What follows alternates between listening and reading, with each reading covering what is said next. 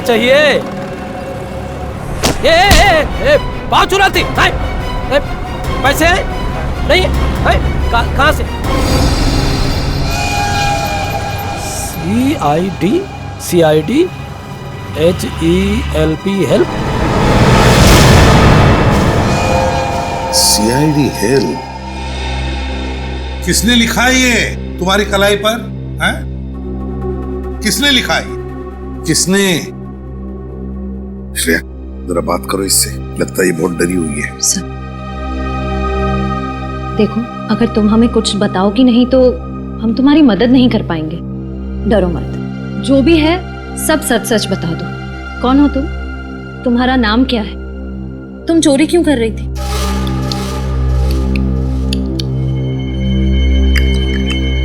Sir ये कौन सी भाषा है? ओह सर ये तो अफ्रीकन भाषा है। चुप रहो। देखो ऐसे चुप मत बैठो, बताओ हमें कौन हो तुम, कहां से आई हो? ये जो लिखा है ना CID, हम हैं CID, कुछ समझ में रही है या नहीं? सर लगता है इसे भूख लगी है। हाँ पहले कुछ खाना खिला दे इसे। हाँ ले जाओ इसे। चलो तुम मेरे साथ चलो, चलो आराम से। अरे संभल। क्या हुआ इसे? जल्दी से हॉस्पिटल ले जाओ। हाँ सर। पंकज तुम जाओ साथ में, संभल के उठो, संभल के। कमाल है सर, इस लड़की के हाथ पे लिखा हुआ है CID हेल्प और ये खुद तो कुछ बोल ही नहीं रही है। सचिन, ये CID हेल्प उसकी जो कलाई पर लिखा है ना, वो किसी और ने लिखा है, किसी और ने। ये तो बेचारी हिंदी तक बोलना नहीं जानती। हाँ सर, इसके हाथ पे जिसने भी ये सब लिखा है वो जरूर हमसे कोई मदद चाहता है। जल्दी से जल्दी पता लगाना पड़ेगा कि ये सारा माजरा क्या है। लेकिन कैसे सर? एक काम करते हैं, जिस बस स्टॉप पर ये लड़की इस दुकानदार से मिली थी उसी बस स्टॉप से पूछताछ शुरू करते हैं।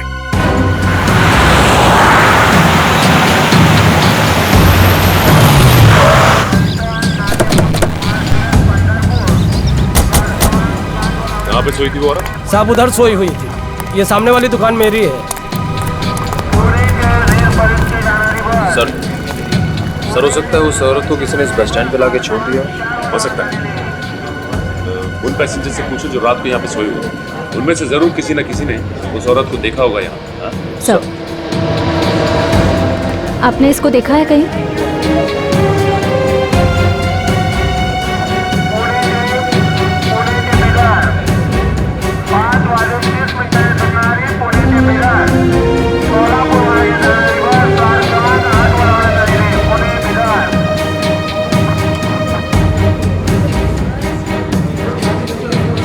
इस औरत को यहाँ पे बस स्टॉप पे देखा आप लोगों ने? मैंने तो नहीं देखा, पर एक भिखारी यहाँ सोता है रात को, शायद उसने देखा होगा। बताओ कहाँ है? आइए सर, यही है वो आदमी। भाई साहब, इस औरत को आपने यहाँ पे बस स्टॉप पे देखा था क्या? हाँ देखा ना साहब, इधर ही जमीन पे लेटी थी।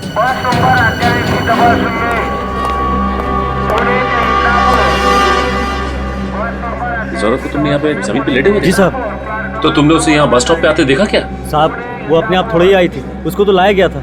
साहब बताओ बात क्या है, क्या जानते हो उसके बारे में? साहब रात करीब 2 बजे जीप में 2 लोग इसको लेकर यहाँ आए थे और इसको छोड़कर यहाँ से चले गए। वो औरत चीखी चिल्लाई नहीं? नहीं साहब, शायद बेहोश थी या हो सकता है वो नींद में हो।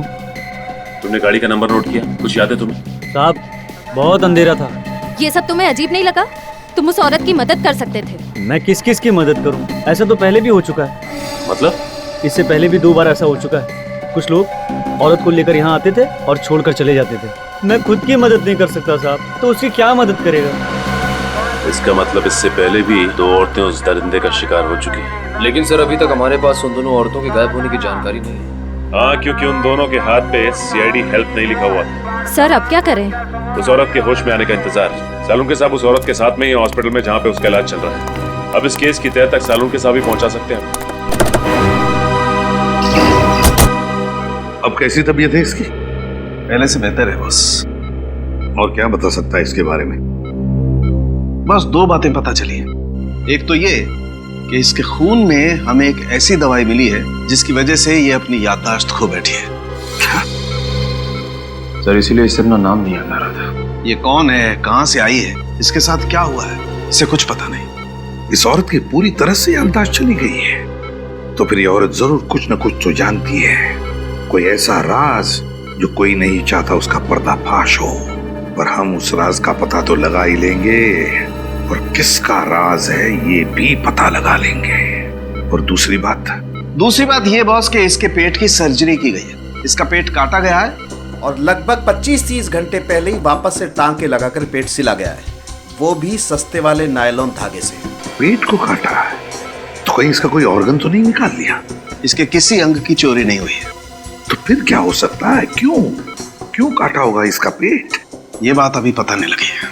सर इस औरत को तो कुछ याद ही नहीं है। अगर से होश भी आ गया तो भी हमें कोई जानकारी नहीं मिल पाएगी। पता लगा लेंगे निखिल, पता लगा लेंगे।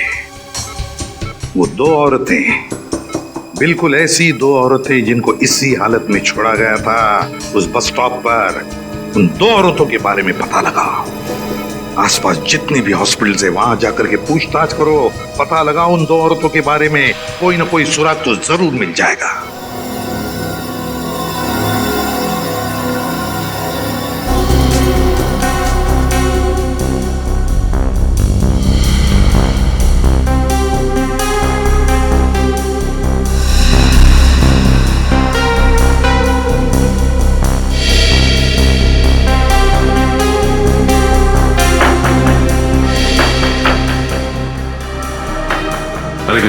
सर यहाँ कुछ नहीं पता चला। एक ही हॉस्पिटल बचा हुआ है अब, सिटी हॉस्पिटल। वहां चल के देखते हैं। Sir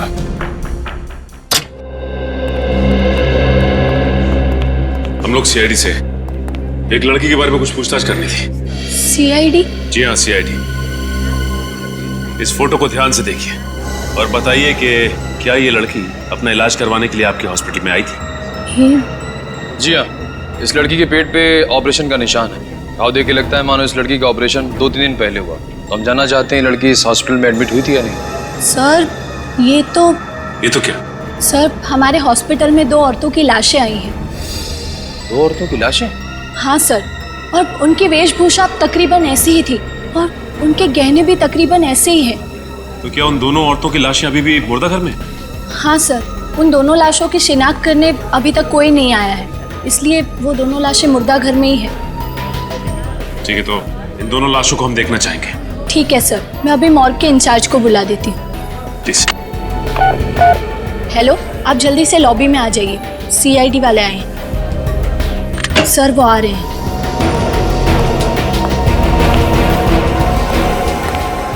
sir. जी कहिए। आपके मुर्दाघर में जो 2 औरतों की लावारिश लाशें पड़ी हैं वो देखना चाहते हैं। ठीक है। यही है उन दोनों औरतों की लाशें। इन दोनों की पोस्टमार्टम रिपोर्ट मिल सकती है? मैं लेके आता हूँ अभी, प्लीज।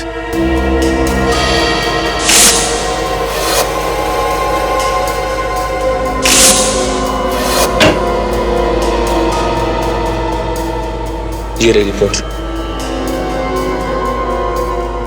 निखिल, ये देखो, पोस्टमार्टम रिपोर्ट में लिखा गया है कि इनके पेट में जो घाव है वो ऑपरेशन की वजह से नहीं है। और जिस डॉक्टर ने पोस्टमार्टम किया है उसका भी यही कहना है कि इनका ऑपरेशन नहीं किया गया है। मतलब सर इनके शरीर से कोई भाग, कोई ऑर्गन निकाला नहीं गया? मतलब ये केस इलीगल ऑर्गन ट्रांसप्लांट का नहीं है, मामला कुछ और ही है। सर अगर इनके शरीर से कोई भाग निकाला नहीं गया है तो फिर इनका पेट काटा क्यों? यही तो मैं भी सोच रहा हूँ निखिल।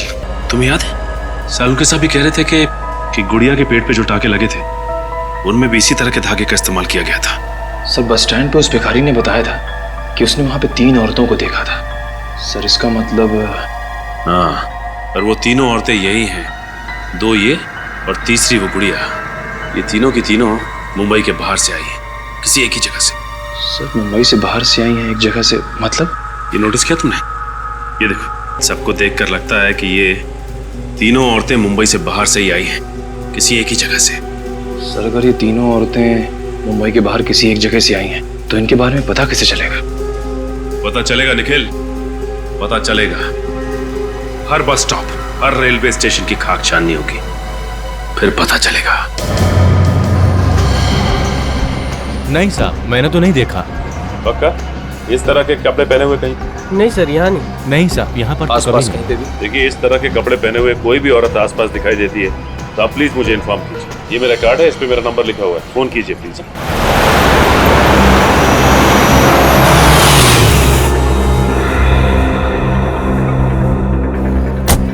सर ये छठा बस स्टॉप है, लेकिन इस औरत के बारे में अब तक कुछ पता नहीं चला। पता चलेगा निखिल, हर बस स्टॉप पे पता करना पड़ेगा। जब तक ये पता नहीं चल जाता कि ये औरतें आ कहां से रही।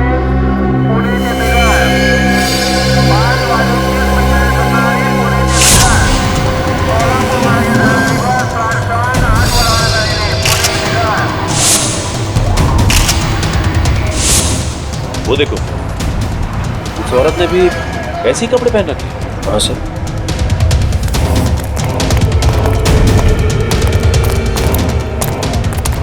अरे सुनिए, देखिए घबराइए मत, हम लोग सीआईडी से। हाँ देखिए, डरिए मत, कुछ नहीं होगा आपको। इस औरत को देखिए, जानती हैं आप इसे? जानती? अच्छा ये बताइए कि आपका नाम क्या है, कहाँ से आई हैं आप? नीलगिरी का जंगले। नीलगिरी का जंगल? हाँ, आखिर इन भोली भाली अनपढ़ औरतों को नीलगिरी के जंगल से मुंबई क्यों लाया जा रहा है, और वो भी उनका बेवजह ऑपरेशन करने के बाद? कोई ना कोई राज तो जरूर छुपा है इस नीलगिरी के जंगल में, ये वहां जाकर ही पता चलेगा।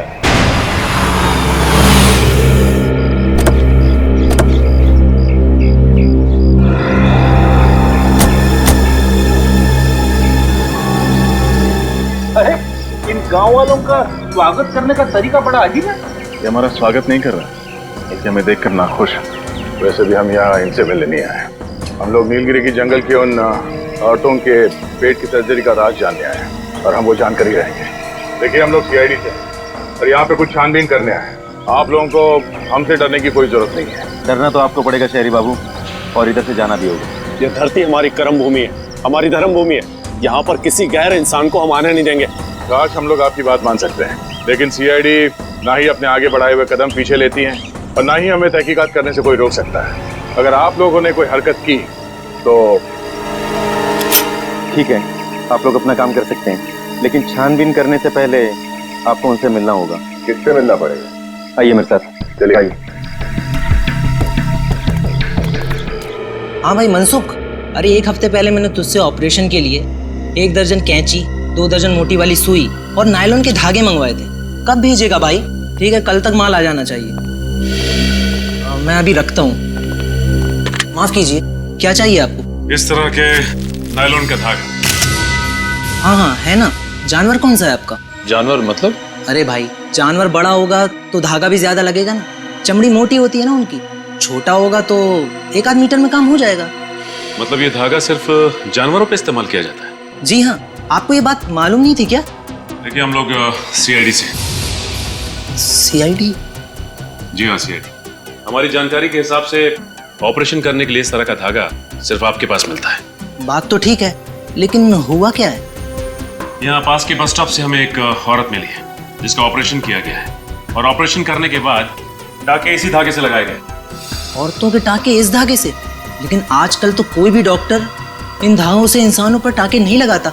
ऐसे धागे तो सिर्फ जानवरों के लिए उपयोग किए जाते हैं। लेकिन ये धागा एक नहीं, 3 औरतों के पेट पे टाके लगाने के लिए इस्तेमाल किए गए हैं। 3 औरतों पर?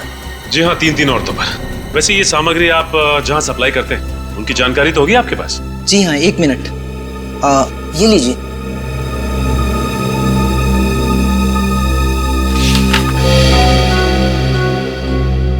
सर, ज्यादातर ऑपरेशन का सामान बड़े बड़े क्लिनिक और सरकारी हॉस्पिटल में भेजे गए। सर, ऐसे हॉस्पिटल तो कानून का पालन करते ही होंगे। हाँ, वो तो ठीक है, लेकिन निखिल, लेकिन ये देखो, बहुत से दवाखाने हैं जिनका लाइसेंस नंबर नहीं लिखा गया है यहाँ पे। इसका मतलब ये डॉक्टर्स गैर कानूनी तरीके से डॉक्टरी कर रहे हैं। सर, हो सकता है सर, लेकिन इस रजिस्टर में उनका नाम है, पता नहीं है। क्या चल रहा है? हाँ? चल क्या रहा? जिन दवाखानों का लाइसेंस तक नहीं है, आप उन्हें माल सप्लाई कर रहे हैं, और जिनको माल सप्लाई कर रहे हैं उनका पता तक नहीं है आपके पास। वो क्या, आपसे तो बाद में निपटते हैं। उससे पहले शहर के जितने भी दवाखाने हैं जिनका लाइसेंस नहीं है, वहां पे छापा मारते हैं वहीं से कुछ ना कुछ पता चलेगा। देखो रामू, ये कोई आम खांसी नहीं, टीबी वाली खांसी है।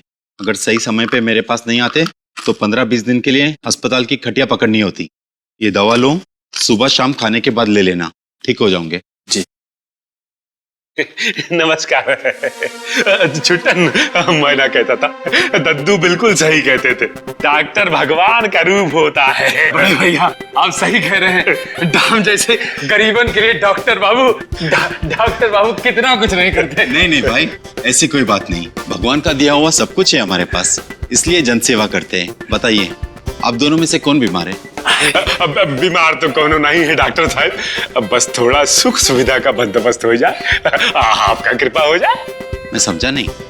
छुट्टन, क्या है डॉक्टर साहब के औरत का पेट का ऑपरेशन करवाना है। ऑपरेशन? अरे औजार वगैरह तो है, बस ऑपरेशन कर दीजिए। देखिए, मैं ऑपरेशन नहीं करता, मगर आपके पास अगर कोई डॉक्टर है तो मैं अपना ऑपरेशन थिएटर भाड़े पे दे सकता हूँ। साहब, डॉक्टर तो हमारा कोई नहीं है, एक मित्र है हमारे, लेकिन क्या है कि डॉक्टरी का लाइसेंस नहीं है उनके पास। चलेगा? चलेगा। यहाँ पे जो भी डॉक्टर ऑपरेशन करता है उसके पास लाइसेंस नहीं रहता।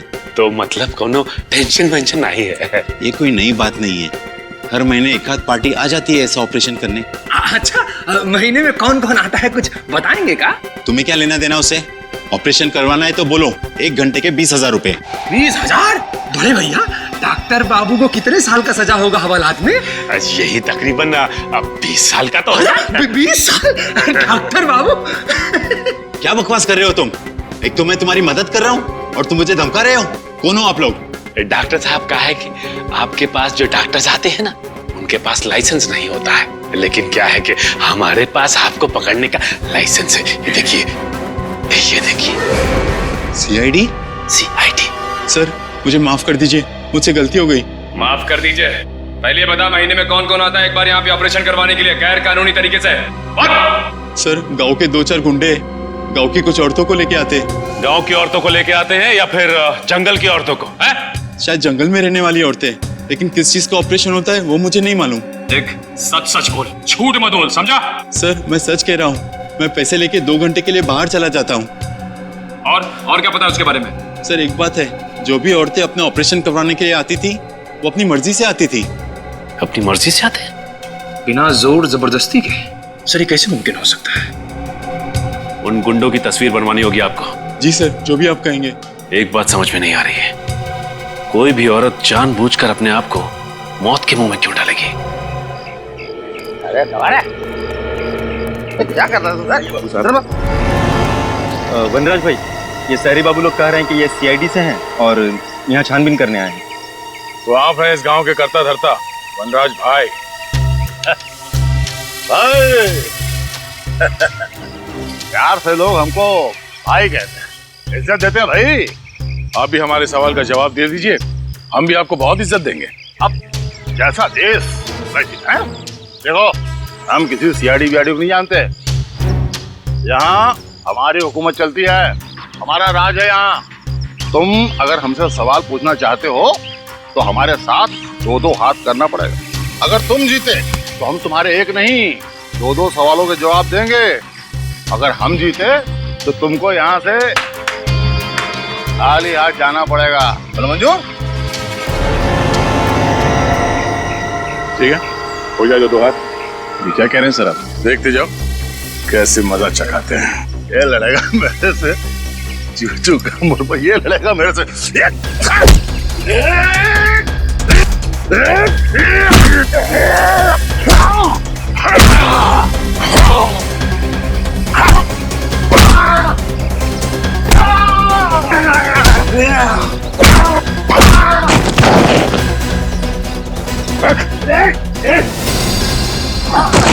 अब मेरे सवालों का जवाब देगा या और खातिरदारी करी तेरी?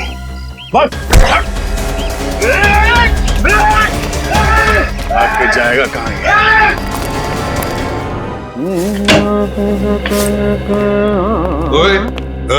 ये क्या, ये सुनने के लिए तूने जल्दी बुलाया हमको? तेरा गाना? अरे गा नहीं रहा हूँ बॉस, गुनगुना रहा हूँ। दोनों में फर्क होता है। और बुलाया मैंने आपको इसलिए ताकि आपसे ये सुन सकूं, वाह सालुखे, कुछ बात है तुझमें। वाह सालुंखे, कुछ बात है तुझ में, ऐसे मैं कहूँ। हाँ। क्यों? तूने ये पता लगाया कि इन औरतों के ऊपर ये जो सर्जरी के निशान है वो क्यों है? पता लगा लिया मैंने, पता लगा लिया है कि इन दोनों के पेट पर वो सर्जरी का निशान कैसा है। मतलब डॉक्टर सालुंखे ने अपना दिमाग लगा लिया। हाँ। क्या पता लगा लिया आपने? इन दोनों औरतों का इस्तेमाल इंसानी कुरियर की तरह से हो रहा था। क्या? इन औरतों को इंसानी कुरियर की तरह इस्तेमाल किया गया? हाँ, इन दोनों के पेट को काट कर कोई चीज जबरदस्ती इनके पेट के अंदर रखी गई और फिर पेट को सिल दिया गया। और दोनों के पेट पर 2-2 बार काटने के निशान हैं, 2 बार के टांके हैं अलग अलग किस्म के। मतलब सर? मतलब ये कि पहले इनके पेट को काट कर कोई चीज जबरदस्ती इनके पेट के अंदर रखी गई और पेट को सिल दिया, और बाद में टांके काट कर वो चीज बाहर निकाली गई और फिर से टांके लगा करके पेट को सिल दिया गया। मतलब इन बेचारी औरतों को स्मगलिंग के लिए इस्तेमाल किया गया। लेकिन तुझे पता कैसे चला सालुंखे? बॉस, जब वो चीज जबरदस्ती इनके पेट के अंदर रखी गई तो इनके पेट की कुछ मांसपेशियां फट गई थी और उसमें जगह बन गई कुछ रखने के लिए। हाँ। सर, अगर ये पहली औरत के साथ भी ऐसा ही हुआ तो पता कैसे नहीं चला? वो इसलिए कि जब उस औरत को अस्पताल में लाया गया वो जिंदा थी, और जब तक मैं उसकी जांच करता उसकी मांसपेशियों के घाव अपने आप भर गए थे। लेकिन इन दोनों औरतों को अस्पताल में जब लाया गया ये मर चुकी थी, इसलिए घाव भरने का कोई सवाल ही पैदा नहीं होता। स्मगलिंग करने के बहुत सारे तरीके आज तक देखे, लेकिन सबसे अजीब तो ये है। डॉक्टर सर, इनके पेट में रखा क्या गया था? वो पता नहीं चल पाया, वो पता लगाना पड़ेगा।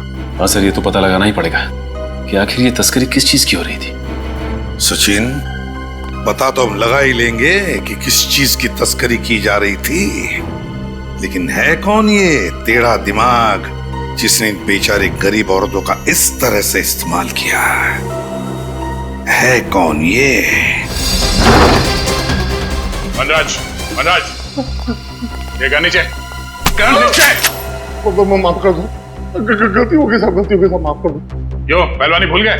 साहब मैं डर गया था साहब, मैं अपने लोगों के सामने अपनी नाक कैसे कटा सकता साहब, इसीलिए मैंने उन लोगों के सामने आपसे 2-2 हाथ करने की चुनौती दी थी साहब। आप जीत गए साहब, मैं हार गया साहब, माफ कर दो साहब। तो तुम वहां से भागे क्यों? मैं डर गया था साहब। सच्ची बताऊं साहब, मैं जंगल की लकड़ियां काट करके उसकी तस्करी करता हूँ साहब। मुझे नहीं मालूम था साहब इतने से जुर्म के लिए सीआईडी वाले मुझे पकड़ने के लिए यहाँ तक आ जाएंगे साहब। ये लो, हम लोग जंगल के औरतों की बात कर रहे हैं और ये जंगल के लकड़ियों की बात कर रहा है। जंगल की औरतें? मैं कुछ समझे नहीं साहब। इसे जानते हो? ऐसी औरतों को नीलगिरी के जंगल से मुंबई लाया जाता है, इनका पेट काट के टाके लगाए जाते हैं। पेट के टाके? हाँ। मैं ऐसा कुछ नहीं जानता साहब। मैं सच्ची बताऊं साहब, अगर हमारे गांव में कोई अनजाना आदमी घुस जाता तो हम लोग उसको चेतावनी देकर के छोड़ देते हैं, लेकिन ये नीलगिरी के लोग बहुत खतरनाक लोग हैं साहब। एक बार मैंने अपने कुछ साथियों को नीलगिरी के जंगल में भेजा था कब्जा करने के लिए। पता नहीं साहब वो कहाँ गया, आसमान खा गया कि जमीन निकल गया, आज तक वापस नहीं आया था। हाँ सर। क्या स्मगलिंग? किस चीज की स्मगलिंग सर? ठीक है सर, मैं पता लगाता हूँ। ओके। एसीपी साहब का फोन था, उन औरतों का पेट काटकर उनमें कोई चीज रखी जाती थी स्मगलिंग करने के लिए। मनराज, नीलगिरी के जंगल में ऐसे कौन सी कीमती चीज है जिसकी तस्करी के लिए कोई इतनी घिनौनी हरकत करेगा? ऐसी कोई चीज है नहीं साहब, मैं इस जंगल के चप्पे चप्पे से वाकिफ हूँ साहब। अगर यहाँ ऐसी कोई चीज होती तो मैं जंगल की लकड़ी की तस्करी क्यों करता साहब? हाँ, पुरातत्व विभाग के कुछ लोग यहाँ पे आए थे, 3 साल तक उन्होंने खोजबीन की, लेकिन उनको भी कुछ नहीं मिला था। कब हुआ था ऐसा? पुरातत्व विभाग वाले लोग कुछ 5 साल पहले आए थे साहब। 3 साल तक उन्होंने इस जंगल के चप्पे चप्पे को खोजा साहब, उनको कुछ नहीं मिला साहब। सर, बहुत ही अजीब बात है, जब ये जंगलवासी किसी बाहर वाले को जंगल में जिंदा ही नहीं छोड़ते थे, तब 3 सालों तक उन्होंने आर्कियोलॉजिस्ट को यहाँ काम कैसे करने दिया? उस आर्कियोलॉजिस्ट का पता लगाना होगा जिसने नीलगिरी के जंगल में इतना समय बिताया। वो इस जंगल के चप्पे चप्पे से वाकिफ है। जल्दी काम करो, जंगल की तलाशी लेने की तैयारी करो। आप? जी, मैं सुष्मिता, निशिकांत की पत्नी। अच्छा, हमें निशिकांत जी से ही मिलना है। लेकिन वो तो 2 साल पहले ही गुजर गए। माफ कीजिएगा, हमें पता नहीं था। कैसे मौत हुई उनकी? अब मैं क्या बताऊं? निशिकांत नीलगिरी के जंगलों में कुछ अमूल्य वस्तु की खोज करने गए थे। 3 साल वहाँ पर रहे भी, पर उन्हें वहाँ पर कुछ नहीं मिला। पर जब लौटे तो बहुत खुश थे। इतनी मेहनत के बाद उन्हें कुछ मिला नहीं फिर भी वो खुश थे, क्यों? क्योंकि सरकार ने उन्हें आर्कियोलॉजी के लिए नेशनल प्राइड अवार्ड देने का फैसला लिया था और उन्हें कुछ सर्टिफिकेट और मेडल भी मिलने वाले थे। पर जब वो अवार्ड फंक्शन से लौट रहे थे तब उनकी गाड़ी का एक्सीडेंट हो गया, उसमें आग लग गई और उसमें निशिकांत भी जलकर मर गए। किसी ने सोचा भी नहीं होगा कि ऐसी मौत हो जाएगी उनकी। जी मुझे पता था और ये बात निशिकांत को भी पता थी। मैंने कई बार निशिकांत को समझाने की कोशिश की लेकिन उन्होंने मेरी एक भी नहीं सुनी। और निशिकांत जी जानते थे कि उनकी मौत होने वाली? जी, आखिर नीलगिरी के जंगल के अभिशाप से कब तक बचे रहते वो? ये कैसी बातें कर रही हैं सुष्मिता जी आप? इतनी पढ़ी लिखी होकर आप श्राप अभिशाप ऐसी बातों पे यकीन रखती हैं? मुझे ज्ञान है तभी तो विश्वास है। उस खौफनाक अभिशाप के मुताबिक उस जंगल वासियों के अलावा जो भी कोई उस जंगल में घुसने की कोशिश करेगा तो नीलगिरी जंगल के देवता उस पर क्रोधित हो जाएंगे और उसे कभी क्षमा नहीं करेंगे। आग की बारिश करके नीलगिरी जंगल के देवता उस पापी को जलाकर राख कर देंगे और निशिकांत की मौत भी जलने से हुई है। ये आपका अंधविश्वास है सुष्मिता जी। इस हकीकत के बारे में निशिकांत ने खुद रिसर्च करके पता लगाया था और ये आज की बात नहीं है, हजारों साल पहले की बात है।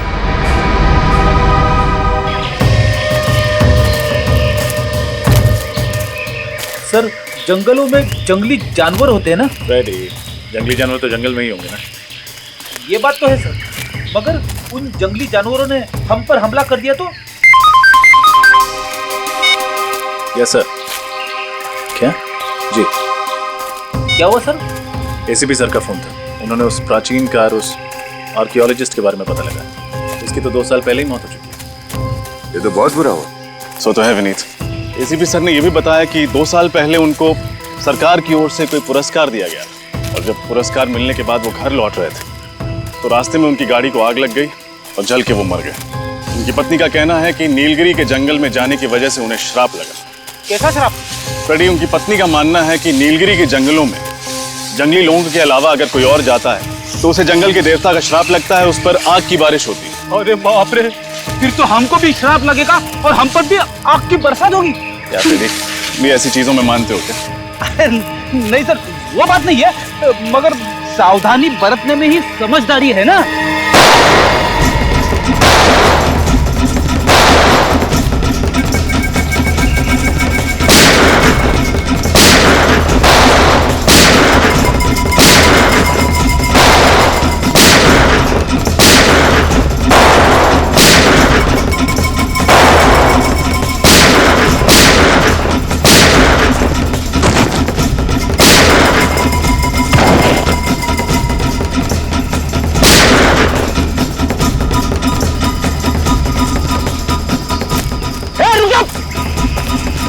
रुक जाओ!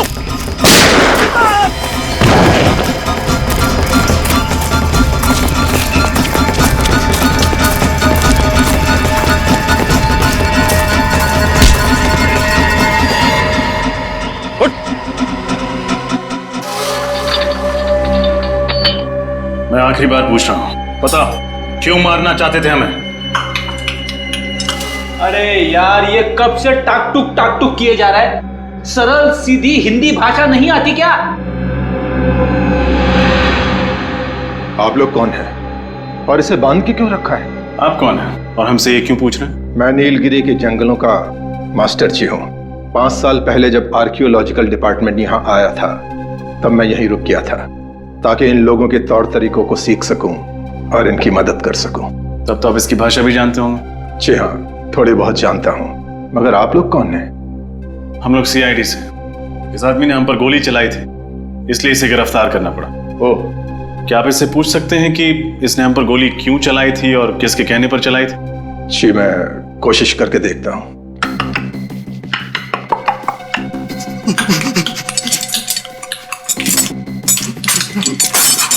ये क्या कह रहा है? मैं समझने की कोशिश कर रहा हूँ मगर ठीक से समझ नहीं पा रहा हूँ। आपको देखकर ये बिल्कुल सहम गया है। मैं इन लोगों का ख्याल रखता हूँ, बीमारी में इनकी सेवा करता हूँ, इसलिए जंगल के वासी मेरा आदर सम्मान करते हैं। इसके हाथ पर ये गोदन है, कम से कम इसका मतलब तो समझा सकते हैं आप? देखिए, जैसा कि मैंने कहा, मैं ठीक से तो नहीं जानता, कोशिश करके देखता हूँ।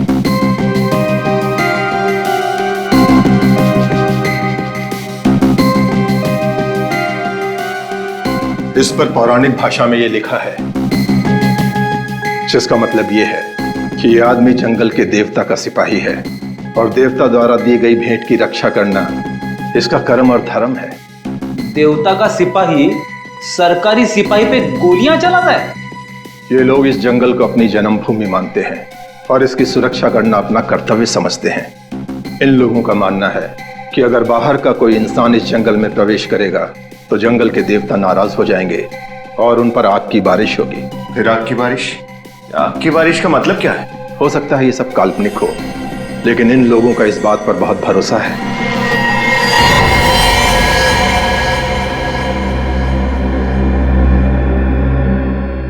ये तो मर गया। मर गया? अरे ये तो सही सलामत। क्या हो गया इसे? लगता है इसे जंगल के देवता का श्राप लग गया। मास्टर जी, आप भी इन बातों पर विश्वास करते हैं? देखिए, आप लोग जैसा समझना चाहते हैं समझ लीजिए, लेकिन मुझे ऐसा लगता है कि इसने आप लोगों से बातचीत की, इसलिए गांव के देवता का श्राप इसको लग गया। मास्टर जी, कोई श्राप नहीं होता। विनीत, डॉक्टर साळुंके को फोन लगा, वो यहाँ आएंगे और बताएंगे कि इसकी मौत कैसे हुई। May I come in, please? अरे आइए आइए, आपको कौन रोक सकता है? खुश हो गया है? क्या बोला? नहीं तो कुछ नहीं। अच्छा, मैं वो जानने के लिए आया था कि वो नीलगिरी वाले केस का मसला सुलझा क्या? टाइम पास करने आया? नहीं, टाइम पास नहीं यार, जो पूछ रहा हूँ बताओ ना। वो आग की बारिश वाली गुत्थी सुलझी कि नहीं? साळुंके, तू आग की बारिश की बात ही मत कर, दिमाग खराब हुआ है मालूम है? पर वो आर्कियोलॉजिस्ट की बीवी, उसके बाद वो नीलगिरी का मास्टर जी, और अब तू। यार तू भी कैसा आदमी है? ऐसे पौराणिक चीजों पर विश्वास रखता है तू? आग की बारिश? अरे विश्वास नहीं रखता बॉस, बल्कि मैं ये बताने के लिए आया हूँ कि वो आग की बारिश आखिर है क्या चीज। और तो फिर बता ना। अरे आग की बारिश तो मेरी जेब में है। ये जरा पेन ड्राइव लगाओ कंप्यूटर में। सर। आओ।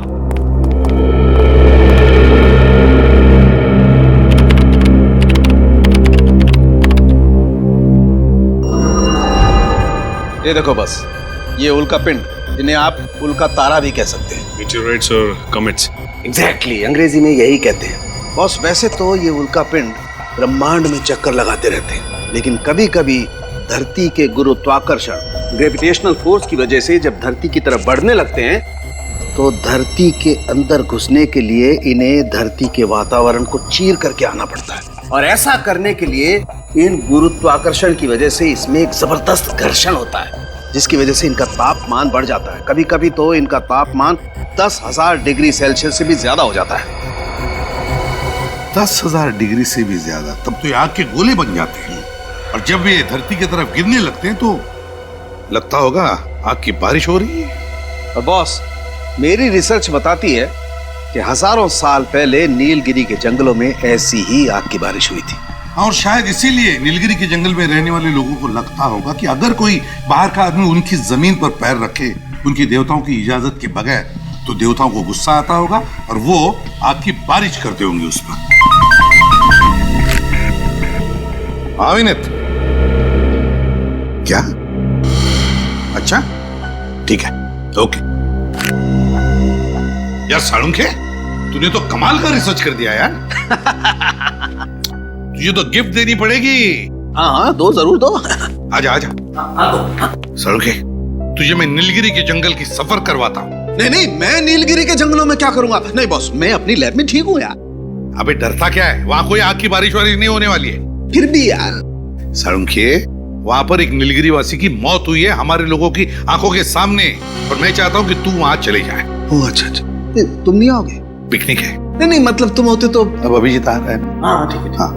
और भाभी के हाथ का सलाद भी लेके जाना साथ में। भाभी का नाम नहीं लेना यार। हाँ समझा? अच्छा। क्या यार, फंसा देते हो तुम लोग यार।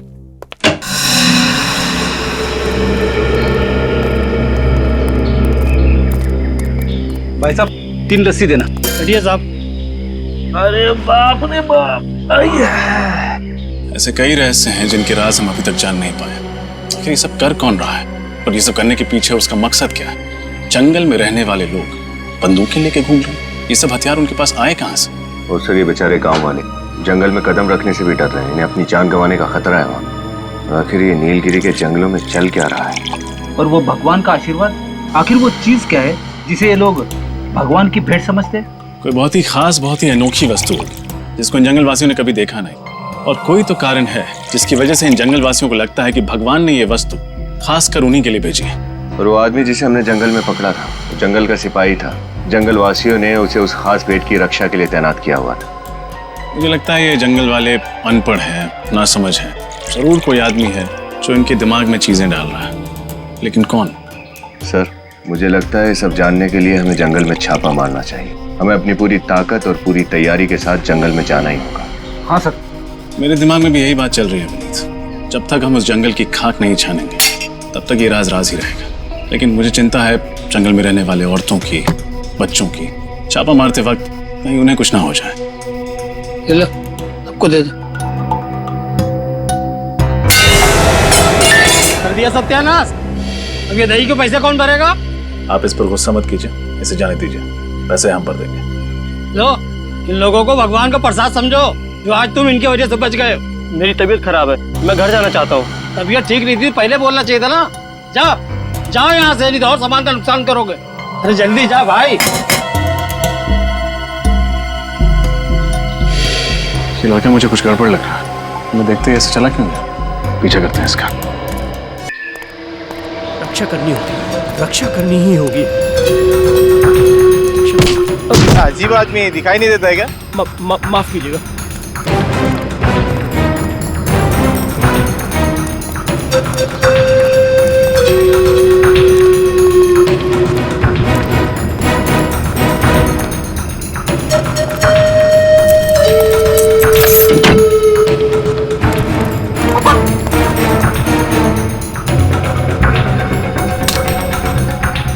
सुरक्षित है, भगवान की धरोहर सुरक्षित है। मगर कब तक? शहर के लोग इसे ढूंढते हुए यहाँ तक आ गए। तो ये है भगवान का उपहार, लो हमें दे दो। नहीं, कभी नहीं। तुम सब लालची हो, राक्षस हो। हमारे देवता के आशीर्वाद तुमसे छीनना चाहते हो। देखो, चुपचाप ये बॉक्स हमारे हवाले कर दो, वरना क्या? मैं अपने प्राणों की आहुति दे दूंगा, मर जाऊंगा, लेकिन जंगल के देवता के इस उपहार को तुम शहरी लोगों के हाथों में कभी नहीं दूंगा। हम पर विश्वास करो, हम सीआईडी से हैं। हम जंगलवासियों के दुश्मन नहीं, शुभ चिंतक हैं। नहीं, झूठ बोला है तुम सब। तुम शहर के लोग अभिशाप बन के आए हो हमारे लिए। देखो, हम जंगलवासियों का धरोहर नहीं छीनना चाहते। हम बस उस गुनहगार को पकड़ना चाहते हैं जो नीलगिरी के जंगल की भोली भाली औरतों को तस्करी के लिए इस्तेमाल कर रहा है। हम उस राक्षस को पकड़ना चाहते हैं। क्या तुम उन भोली भाली औरतों को नहीं बचाना चाहते? नहीं, आप लोगों का ये इरादा नहीं है। मैंने आपकी बातें सुनी है। आप इस नीलगिरी के जंगल को बर्बाद कर देना चाहते हैं, यहाँ के जीवन और यहाँ की शांति को नष्ट कर देना चाहते हैं। बात सुनो, हम जंगल को बर्बाद करने नहीं आए। हम उन दुश्मनों को पकड़ने आए हैं जो बंदूक लेके घूम रहे जंगलों में। वही असली दुश्मन है जंगल के, समझे? हाँ, हम तुम्हारे दोस्त हैं, दुश्मन नहीं। हम पर विश्वास रखो प्लीज, हम पर विश्वास रखो। मगर लाओ, ये बॉक्स हमें दे दो। ठीक है साहब, आप लोग इसकी रक्षा कीजिएगा, किसी गलत हाथों में मत पड़ने दीजिएगा साहब।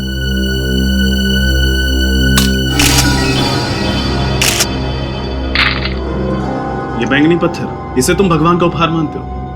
इन बैंगनी रंग के पत्थरों को तुम भगवान की भेंट समझते थे? आपको कदर नहीं है इनकी साहब। ये उपहार है भगवान का हमारे लिए, ऊपर से गिरे हैं ये साहब। चमत्कार है ये साहब, भगवान का चमत्कार हमारे लिए। सारंगे साहब, यस सर, आप सेफ हाउस पहुंचे। क्या बात है डॉक्टर साहब, आप इस पत्थर को इतने गौर से क्यों देखे जा रहे हैं? इस पत्थर में कोई खास बात है क्या? खास बात, बहुत ही खास बात है। ये टेफाइट पत्थर है और बहुत ही कीमती है। क्या ये पत्थर कीमती है? 1 ग्राम टेफाइट की कीमत कम से कम 10 लाख रुपए होती है। अरे बाप रे! और ये जो सारे पत्थर तुम लोगों को मिले हैं, इनकी कीमत कम से कम 25 से 30 करोड़ रुपए है। सर, फिर तो जरूर इन्हीं अमूल्य टेफाइट पत्थरों को औरतों के पेट में छिपाकर उनकी तस्करी का रैकेट चलाया जा रहा था। हाँ, तुम बिल्कुल ठीक कह रहे हो। इन पत्थरों की ही तस्करी हो रही थी उन औरतों के जरिए।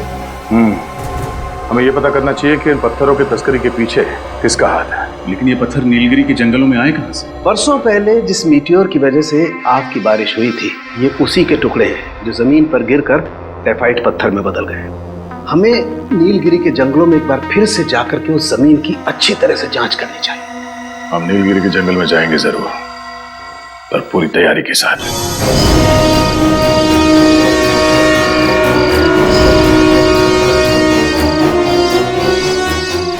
हरे रंग के आकार दिख रहे हैं, वही जंगलवासी है। कहाँ सर? मुझे तो कोई दिखाई नहीं दे रहा। वो जो घर जैसी चीज है वहां देखो, तो आदमी दिखे। अरे हाँ, ये गॉगल तो बड़ा ही कमाल का है, अंधेरे में भी आदमी दिखाई देते। वे धीरे बोलना चाहिए, उन जंगल वासियों की सुनने की शक्ति बहुत तेज होती है।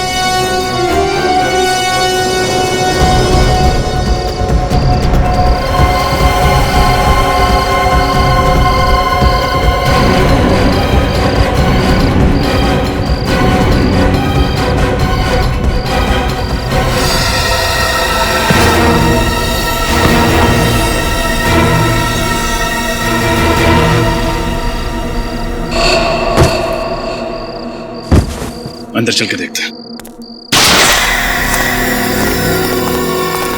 यहाँ तो कोई नहीं है सर। अच्छी तरह से तलाशी लो, कोई ना कोई सुराग जरूर मिलेगा।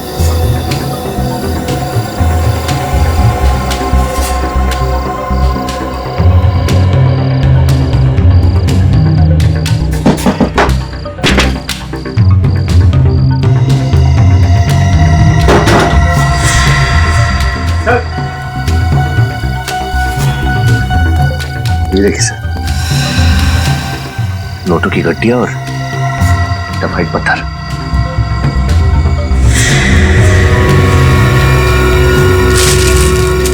इतने सारे टफाइट के पत्थर, इनकी कीमत तो करोड़ों में होगी। ऐसा कौन हो सकता है जो नीलगिरी की अमूल्य अमानियत को चुराने की साजिश कर रहा है?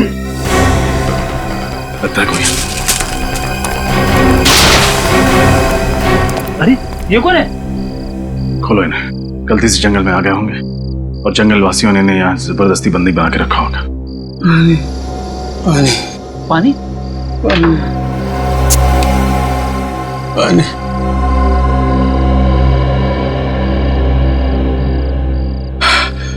कौन है आप और किसने किया आपके साथ ये सब? आप लोग कौन हो? हम लोग सीआईडी से, हमने यहाँ जंगल पे छापा मारा। भगवान का लाख लाख शुक्र है, आपको मेरा संदेश मिल गया। वो आप हैं जिसने उस औरत की कलाई पर सीआईडी हेल्प लिखा था? मैंने ही वो संदेश लिखा था। मैं एक डॉक्टर हूँ। 2 साल पहले नीलगिरी में मुझे भेजा गया था। जंगल वासियों की तबीयत बहुत बिगड़ गई थी, लेकिन मुझे अगवा कर लिया गया और 2 साल तक मुझे इसी तरह बंदी बना कर रखा था। किसने अगवा किया था आपको? पता नहीं, मैंने उनका चेहरा नहीं देखा है। लेकिन इन लोगों ने आपको यहाँ 2 साल तक इस तरह से क्यों? क्योंकि उनको मेरी जरूरत थी। कैसी जरूरत? जंगल की गरीब औरतों का पेट काटकर मैं उसमें टाइफाइड पत्थर भरा करता था। इस तरह ये लोग तस्करी करते हैं। अगर मैं ऐसा नहीं करता तो वो लोग मुझे मार डालते। इसलिए उस औरत गुड़िया की कलाई पर वो संदेश लिखा था। बस यही उम्मीद थी कि आप लोग आएंगे, मुझे और उन औरतों को इस नर्क से बचा देंगे। वो डॉक्टर आप हैं? हाँ। कौन चला रहा है ये रैकेट? किसके इशारे पर हो रहा है सब? पता नहीं, मैंने सिर्फ उसकी आवाज सुनी है। जब वो मुझे यहाँ मिलने आता है तो मेरी आंखों पर पट्टी होती है। वो आपसे इस झोपड़े में मिलने आता है? हाँ। ये क्या है?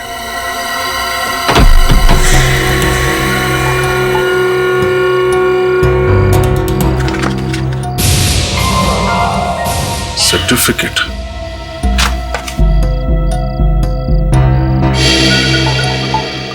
मेडल।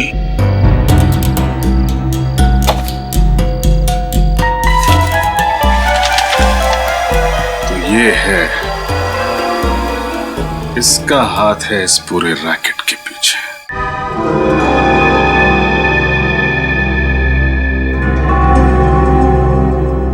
अरे डॉक्टर साहब, इतनी जल्दी भी क्या है? देख लीजिए कहीं कोई जरूरी सामान छूट तो नहीं गया। जंगल के अंदर एक झोपड़ा, झोपड़े के अंदर एक बक्सा, बक्से के अंदर एक सर्टिफिकेट, एक मेडल और इनमें छुपा एक राज। क्यों डॉक्टर साहब? डॉक्टर साहब, बेटा मैं कोई डॉक्टर वॉक्टर नहीं हूँ। मैं तो इस गांव का गरीब मास्टर जी हूँ। मास्टर जी या फिर मास्टर माइंड? टाइफाइड की स्मगलिंग का रैकेट आप ही चलाते हैं ना? टाइफाइड जंगल से बाहर निकालने के लिए जंगल की मासूम औरतों का पेट काटकर उन्हें कुरियर का पैकेज बनाकर खुद मालामाल होना चाहते थे। ये कैसा आरोप लगा रहे हैं आप लोग मुझ पर? मैं तो गांव का एक गरीब मास्टर जी हूँ जो इस केस की तह तक पहुंचने में आप लोगों की मदद कर रहा हूँ। मुझे नहीं पता कि ये टेफाइट पत्थर है। ओ, हम तो भूल ही गए थे कि आप एक गरीब लाचार गांव वाले हैं। आपको कैसे पता होगा कि उस पत्थरों की कीमत क्या है? वही तो आप लोगों को गलतफहमी हुई है। गांव का बूढ़ा मास्टर इन पत्थरों की कीमत से अनजान हो सकता है, लेकिन डॉक्टर निशिकांत नहीं। नेशनल प्राइड अवार्ड जीतने वाले आर्कियोलॉजिस्ट को तो पूरा ज्ञान होगा, और होना भी चाहिए। एक कदम भी आगे मत बढ़ाना वरना। जरा ध्यान से देखो डॉक्टर साहब, हमारे हाथ में बंदूक है, ये चाकू हमारा क्या बिगाड़ लेगा? ये कोई आम चाकू नहीं है। इस चाकू की धार पे मैंने जहरीले पौधे का लेप लगाया हुआ है। ये वही जहर है जिससे उस आदमी की मौत हुई थी? हाँ, उस आदमी के हाथ का टैटू देखते समय मैंने उसके हाथ में छोटा सा पिन चुभो दिया था जिसमें ये जहर लगा हुआ था। कुछ ही पल में तुम भी ब्यूरो में कैद हो गए। इससे तो अच्छा होगा कि मैं अपनी जिंदगी खुद ही खत्म कर लूं।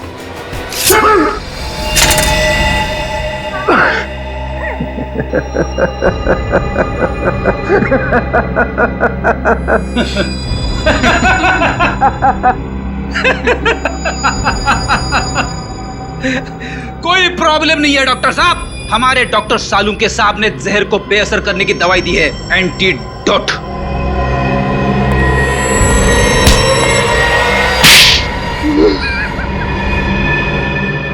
बताओ, किस नाम से बुलाए तुमको? निशिकांत जी या फिर मास्टर जी?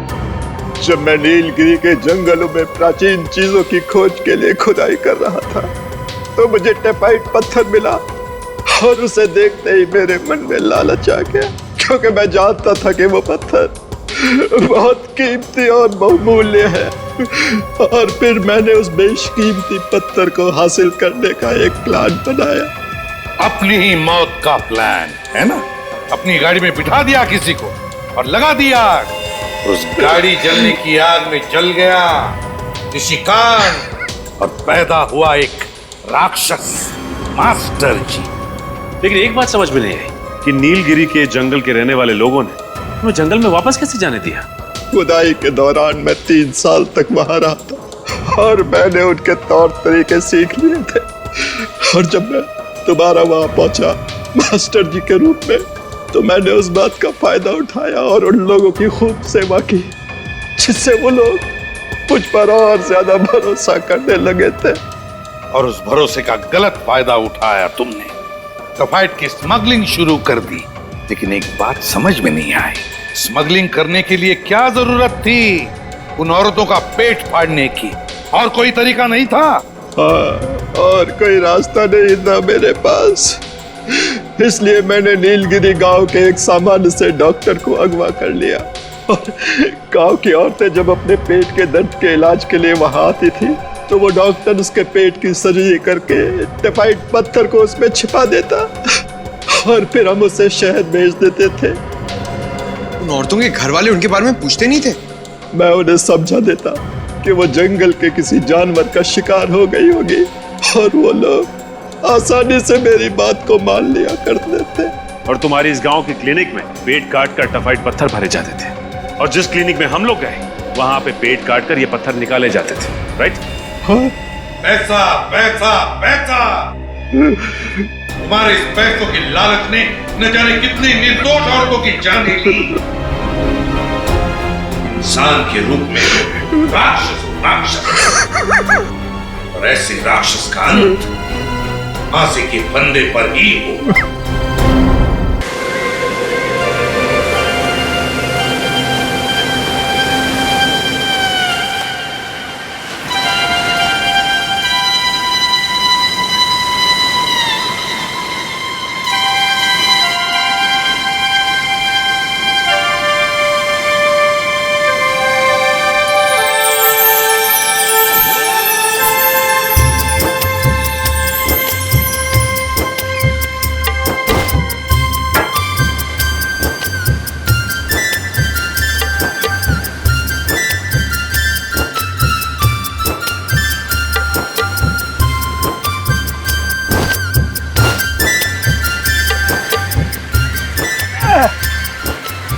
बापरे, बोट का जात नाही. हा, बोटीला काय झालं? धंद्याची खोटी करते काय? अरे बापरे.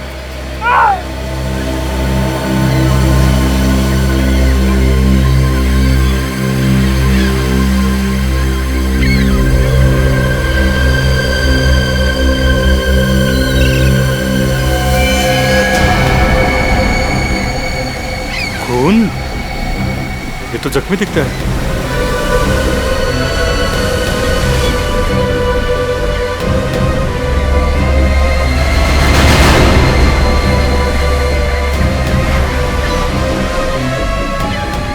ये तो जिंदा है. इसे हॉस्पिटल ले जाना पड़ेगा.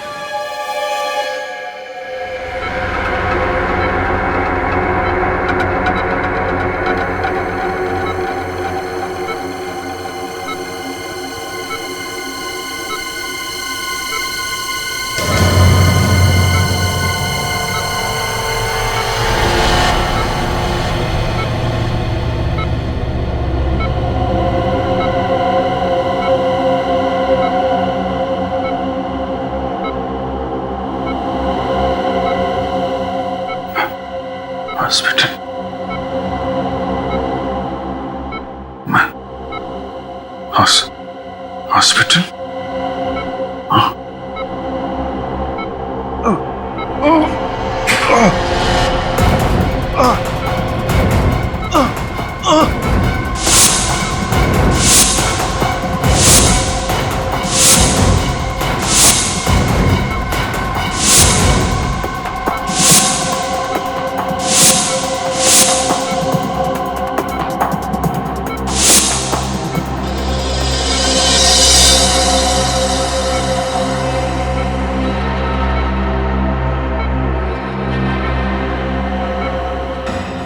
ये लोग कौन है? क्या चेहरे मेरे दिमाग में क्यों घूम रहे? मैं कौन हूं? मैं कौन हूं?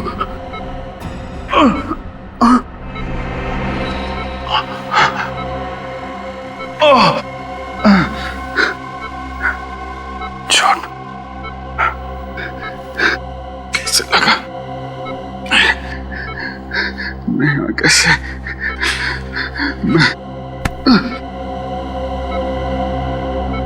नीम के इंजेक्शन का असर बस कभी भी खत्म हो सकता है.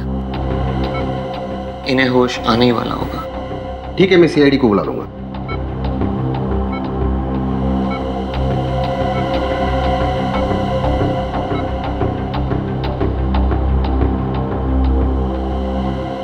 साहब मैं जा सकता हूँ? नहीं, अभी तुम यही रुको. शायद सीआईडी वाले तुमसे कुछ सवाल करना चाहे. ठीक है साहब.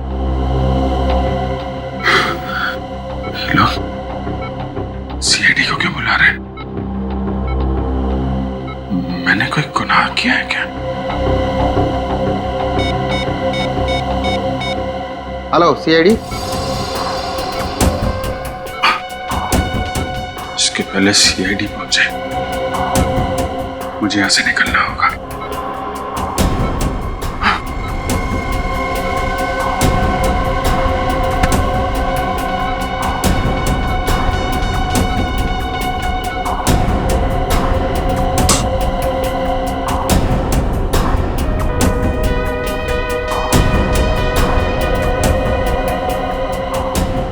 सीआईडी के पहुंचने तक तुम यहीं रुकना.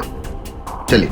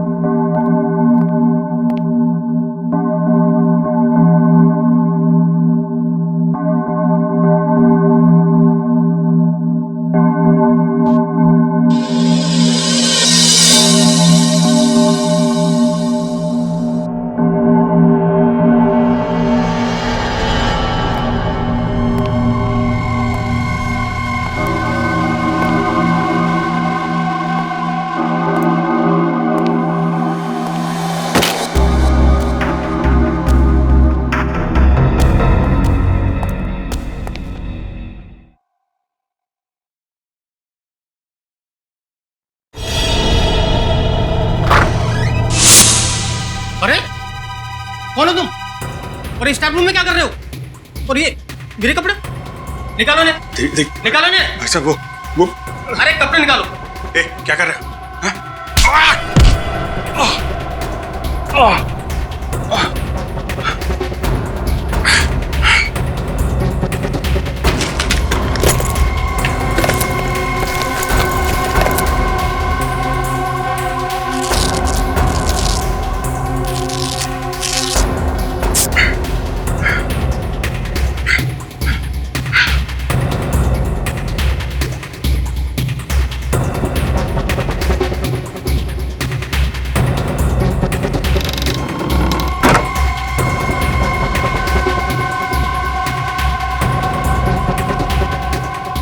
हम लोग सीआईडी से हैं। अभिजीत कहाँ है?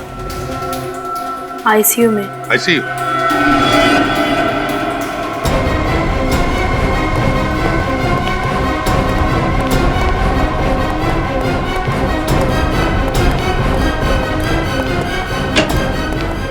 लाइट लगा। अभिजीत कहाँ गया? कहाँ गया अभिजीत? पता नहीं सर, यही अंदर तो थे, इसी बेड पर लेटे हुए थे। पता नहीं, अंदर ही थे? तो फिर इस वक्त कहाँ गया वो? मैंने कहा था ना तुम्हें नजर रखने के लिए। सर अब मुझे क्या पता कि एक सीआईडी ऑफिसर इस तरह से हॉस्पिटल से भाग जाएगा। एक सीआईडी ऑफिसर नहीं, मुजरिम है। सर प्लीज सर, सबके सामने अभिजीत को मुजरिम मत कहिए। फिर क्या कहें उसे? हा? इस तरह से हॉस्पिटल से भाग जाता है वो, उसे तुम क्या कहोगे? साहब, जो आदमी इस कमरे में था उसने स्टाफ रूम में मुझे मारा और मेरे कपड़े पहनकर भाग गया। साहब देखा, देखा क्या किया उसने? कब हुआ ये? सब ये कोई 5 या 10 मिनट पहले की। 5-10 मिनट पहले? मतलब जैसे हम हॉस्पिटल में आए वो हमारे नाक के नीचे से भाग गया, लेकिन ज्यादा दूर गया नहीं होगा। सचिन निकल, जाओ बाहर जाकर देखो, देखो कहीं दिखता है क्या। सर तुम भी जाओ, दवा पानी करो। जी सर। सर ये वही फिशरमैन है जिसे अभी जी बेहोशी की हालत में मिले थे। कहाँ मिला था? मंडल समुद्री घाट पे। मंडल समुद्री घाट? जी सर, और उन्हें अपना नाम वगैरह कुछ भी याद नहीं था। ऐसा लग रहा था कि उन्होंने अपनी याददाश्त खो चुकी हो। माय गॉड, माय गॉड, याददाश्त चली गई। न जाने अब कौन सी नई मुसीबत में फंसेगा अभिजीत। वही तो, पहले जब भी कभी उसकी याददाश्त चली जाती थी, कोई ना कोई तूफान आता ही था सीआईडी में। इस बार न जाने वक्त का पहिया किस दिशा में पड़ने वाला है।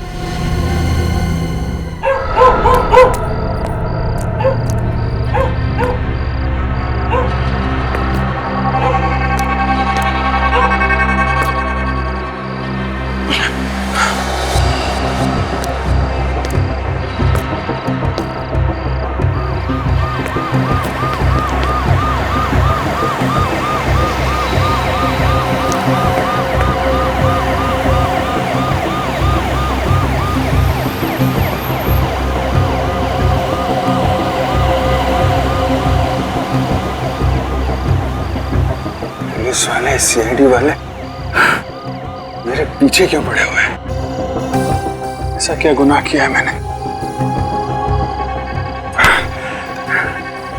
याद क्यों नहीं आ रहा? याद क्यों नहीं आ रहा?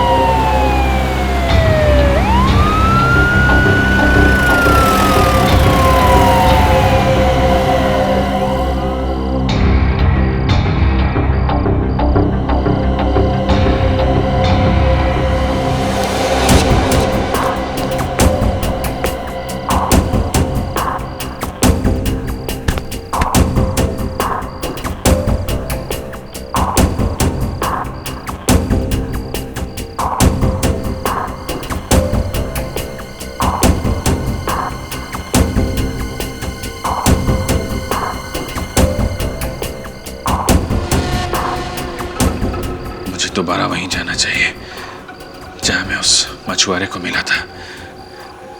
शायद वहां कोई हादसा हुआ मेरे साथ, उधर जाके कुछ याद आ जाए।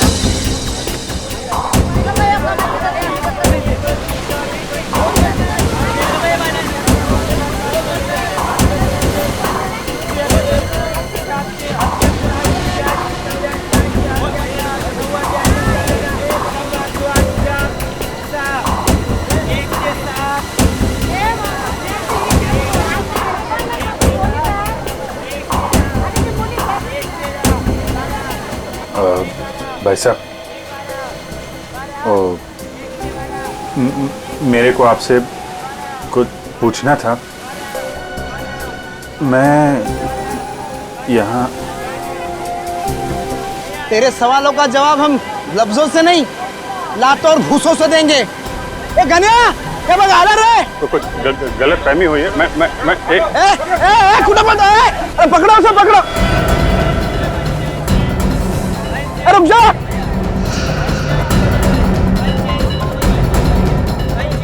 पकड़ो उसे, पकड़ो। पकड़ो पकड़ो उसे, पकड़ो।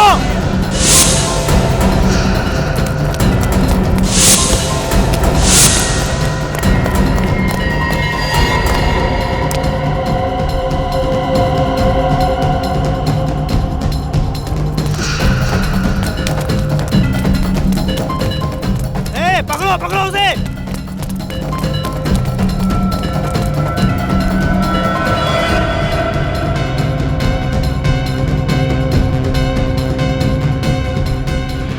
पकड़ो उसे। कहां भाग गया?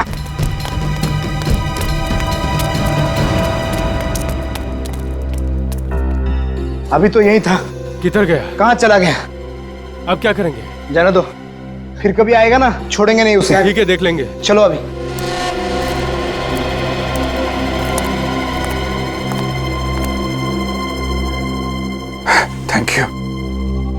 Thank you very much. आपने मुझे इन लोगों से बचा लिया। अरे हुआ ना नहीं, पर कैसा बाकी पे किसी बातें कर रहे लो? आजा। क्या हो गया? आज तुम जानते हो मुझे? हैं? कौन मैं? हैं? ये मजाक का टाइम नहीं है। और हाँ, वो जो लड़की के बारे में पूछ रहे थे ना, वो तो टपक गई। लड़की? कौन लड़की?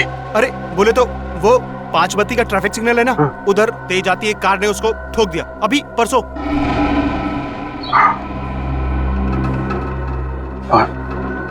5 बत्ती का सिग्नल? लड़की को कौन सी लड़की? क्या बात कर रहे हो तुम? मैं कुछ समझ नहीं पा रहा हूँ। देखो, अपने पास टाइम बहुत कम है और इधर ना अपन की जान को भी खतरा है। हाँ। फिलहाल अपन चलता है। हाँ, और हाँ, अपना ख्याल रखना। देखो, सुनो।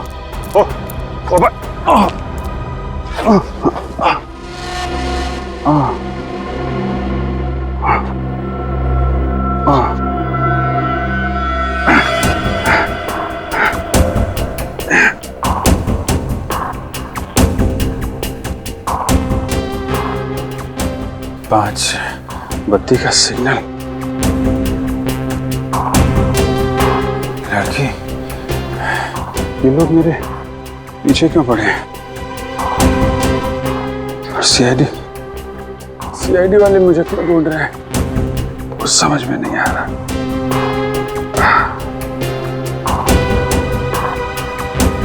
पांच बत्ती पे सिग्नल पे वो लड़की 5 बत्ती का सिग्नल।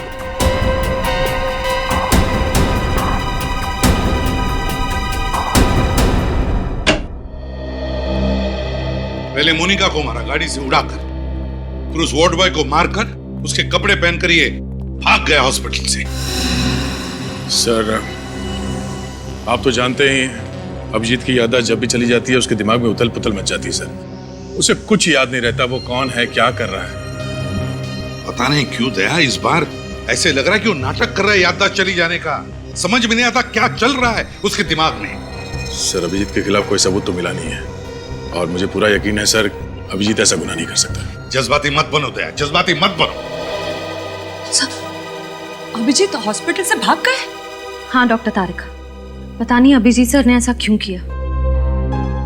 मुझे पक्का यकीन है जैसे ही अभिजीत सर की याददाश्त वापस आएगी वो खुद ब खुद चले आएंगे सीआईडी ब्यूरो में सच्चाई बताने।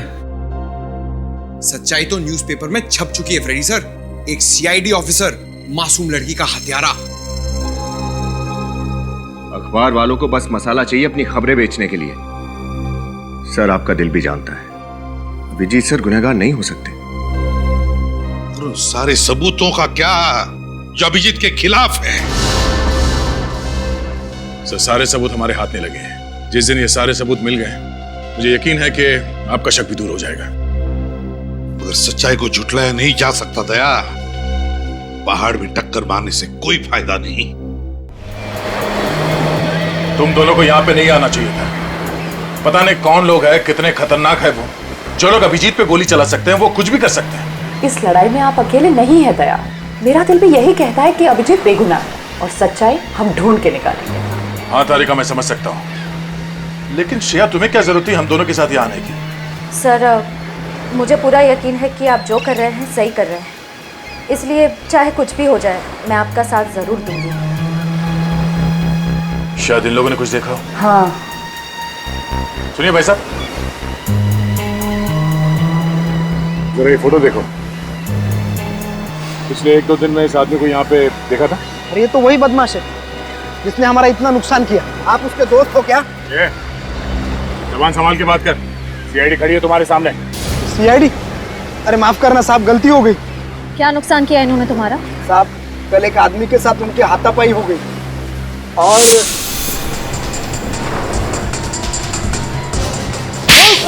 अरे भाई, अरे भाई,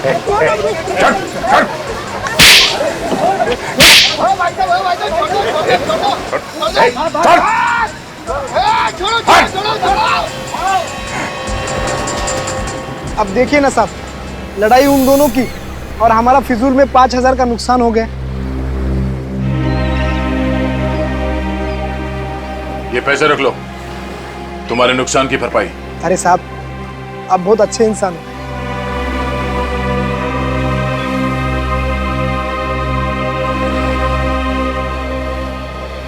ये बताओ कि वो आदमी कौन था जिसकी लड़ाई हुई थी अभिजीत के साथ? मालूम नहीं साहब, पहले उसे यहाँ कभी देखा नहीं। चेहरा याद है आपको उनका? स्केच बनवाने में हमारी मदद कर सकते हो? नहीं मैडम, उन दोनों में तो हाथापाई चल रही थी।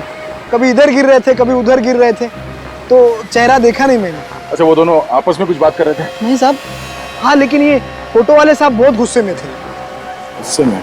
कुछ और याद है? कुछ और बता सकते हो? हाँ साहब, लेकिन 1 घंटे पहले ये फोटो वाले साहब यहाँ आए थे।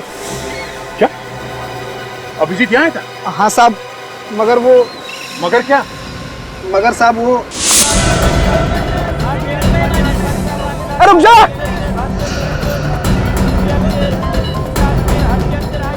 अरे पकड़ो उसे, पकड़ो!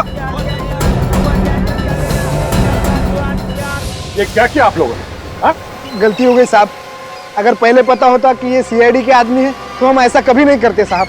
अभिजीत कहाँ गया? किस तरफ? उस तरफ गए साहब। इस तरफ? चलो। अभिजीत उस आदमी को गिरफ्तार करने की कोशिश कर रहा होगा, वरना बिना वजह पब्लिक प्लेस पे वो तमाशा नहीं करेगा। सर, हो सकता है तब तक अभिजीत सर की याददाश्त जा चुकी हो। नहीं श्रेया, अगर याददाश्त चली गई होती तो उस आदमी को नहीं पहचानता। मुझे लगता है गोली लगने के बाद ही उसकी याददाश्त गई होगी। एक काम करो, तुम दोनों इस तरफ देखो, मैं यहाँ देखता हूँ। सर।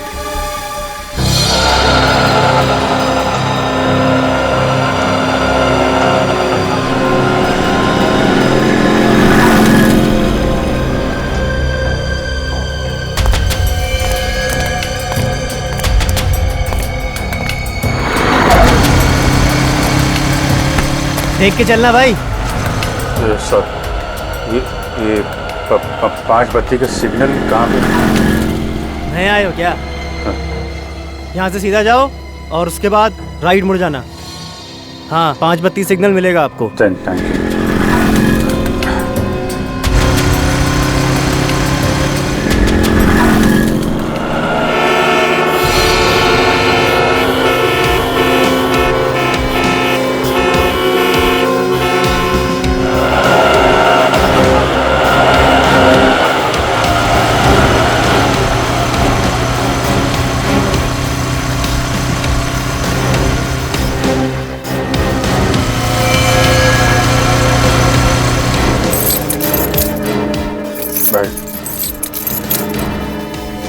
क्या हुआ भाई, चाबी बनवानी है क्या? अरे यार ताला ही खो गया है, चाबी क्या बनवाए? हाँ क्या? कुछ नहीं भाई, ये अभी आ रहे थे यहाँ से। हाँ एक कार इतनी तेजी से बगल से गुजरी कि लगा था कि उड़ा देगी। अरे भैया जरा ढंग से चला करो, देख के चला करो। अभी 2 दिन पहले इधर एक्सीडेंट हुआ है बड़ा भयंकर। एक्सीडेंट? हाँ ये यहाँ पे? हाँ यही, ये सिग्नल देख रहे हैं उस सिग्नल के पास। अरे साहब बहुत बड़ा खतरनाक एक्सीडेंट हुआ था, क्या बताएं आपको। आपने देखा था? अरे साहब हम यहीं तो बैठे थे, सब कुछ हमारी आंखों के सामने हुआ है। अरे साहब बहुत बड़ा बवाल मचा है, बहुत बड़ा एक्सीडेंट था, परसों के अखबार में छपा है। अच्छा ये किसका एक्सीडेंट हुआ था? किसने उड़ाया था आपको मालूम है? अरे एक औरत का एक्सीडेंट हुआ है, वो अपने सीआईडी के सीनियर इंस्पेक्टर है ना, हाँ अभिजीत, उनकी गाड़ी के नीचे आ गई थी वो। सीआईडी से तो मेरा कुछ लेना देना हो नहीं सकता, शायद उस औरत से कुछ। कहाँ खो गए साहब, क्या हुआ? हाँ नहीं वो जो औरत थी वो कौन थी आपको मालूम है क्या? अरे वो कौन थी साहब, हमें क्या मालूम, परसों के कोई भी अखबार में देख लेना, सब अखबार में छपा है। अभी मुझे काम करने दो साहब। हाँ वो परसों के अखबार में ना। Thank you.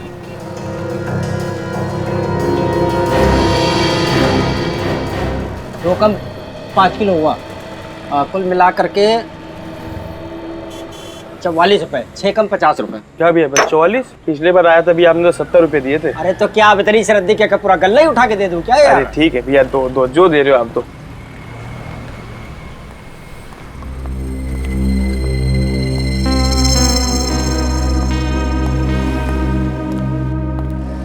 सब ये कल परसों का अखबार होगा क्या? कौन सा चाहिए आपको?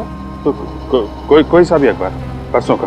भैया ये पुराने अखबार रखे हैं, मुझे तारीख पढ़ना नहीं आता, अब इसमें से देख लो, निकाल लो। अच्छा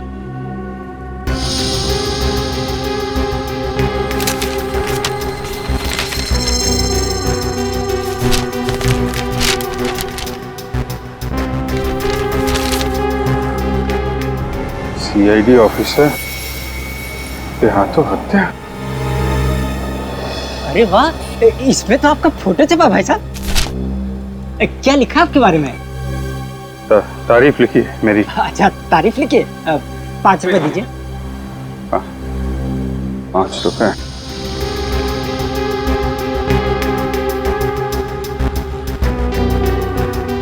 क्या हुआ भाई साहब, भूल गए क्या? पैसे कहीं है नहीं मेरे पास अभी। चलिए अच्छा कोई बात नहीं, फिर कभी इधर से निकलिएगा तब दे जाइएगा, ठीक है? Thank you. नमस्कार। नमस्कार। Thank you.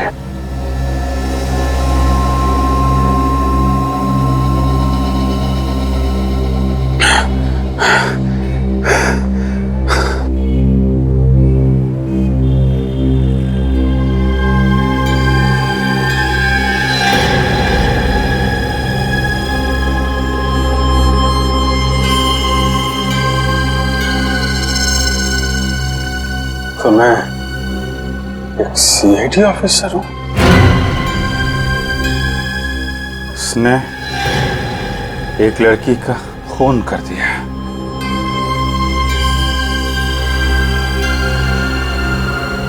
खून कर दिया। मैं खूनी।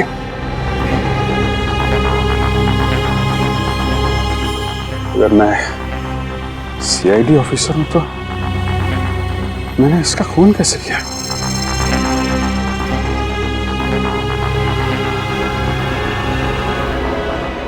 याद क्यों नहीं आ रहा? याद क्यों नहीं आ रहा? याद क्यों नहीं आ रहा मुझे?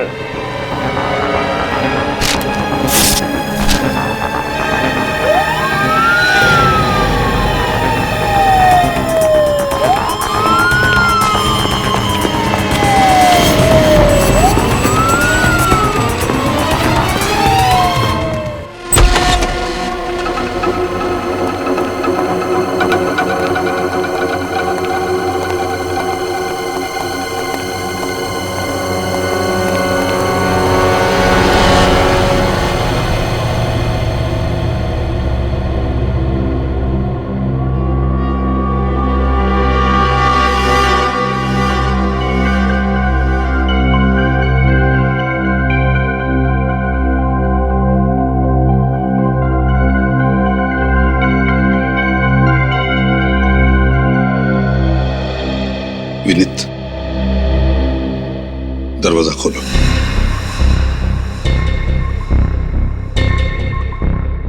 विनीत, दरवाजा खोलो।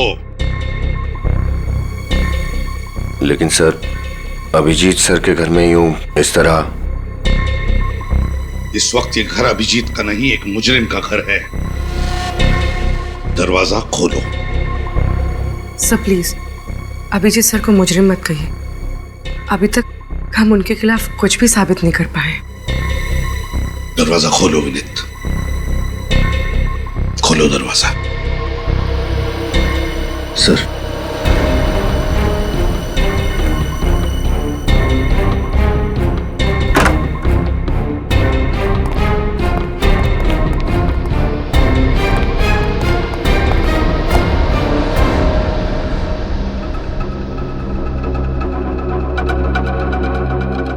घर की अच्छी तरह से तलाशी लो, एक एक कोना छान मारो। अगर अभिजीत ने गुनाह किया है तो उसका सबूत भी यहीं पर मिलेगा। Okay sir.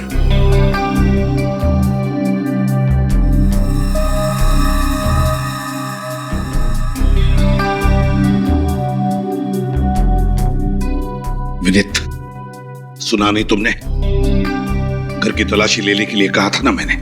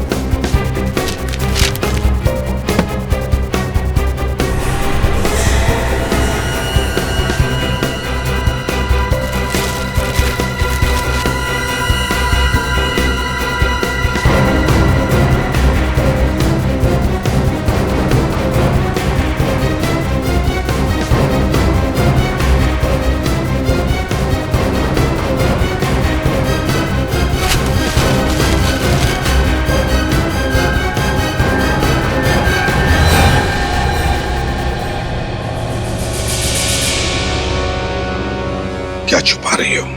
सर कुछ नहीं सर।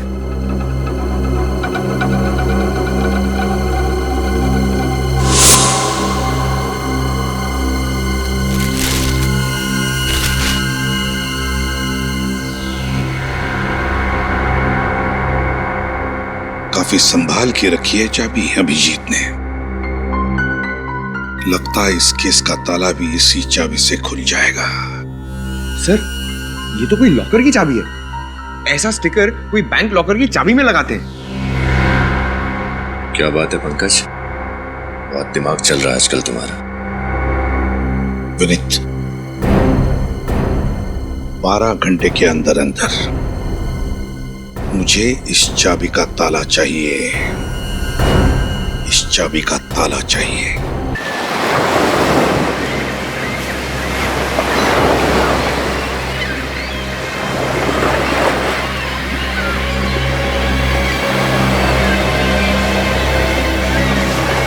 क्या हुआ? सर, उस तरफ तो अभिजीत सर नहीं मिले और इस तरफ भी कहीं नहीं है। तो गया कहाँ है अभिजीत?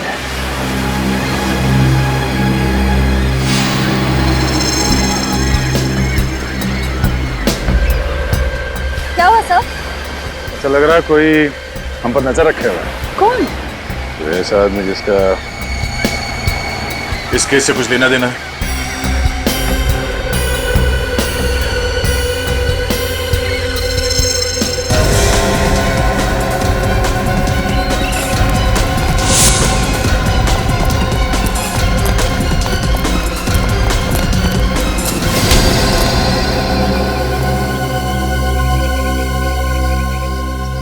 अपन कुछ नहीं किया साहब, अपन को जान दो ना। सीआईडी पे नजर रखे हो, अब बोलते हो कि कुछ नहीं किया। हाँ? कौन हो तुम? अपन का नाम घुंगरू है, घुंगरू। हम लोगों पर नजर क्यों रख रहे थे? वो साहब, अपन को लगा कि आप लोग के पीछे पीछे आऊंगा ना तो अभिजीत साहब तक पहुंच ही जाऊंगा, क्योंकि आप लोग तो उनको ढूंढ ही निकालोगे ना। हमारा शक सही निकला, इस आदमी का इस केस से कुछ ना कुछ संबंध है ना? आपने पहचाने उसे? अपन उनका खबरी है, खबरी। खबरी? तुम अभिजीत का खबरी हो? मैं तो उसके सारे खबरियों को जानता हूँ, तुम्हारे बारे में तो कभी बताया नहीं उसने। अभी अपन के बारे में काहे के लिए बताया? अपन को कुछ पता नहीं साहब। क्या खबर दी थी तुमने उसे? साहब वो 17 तारीख को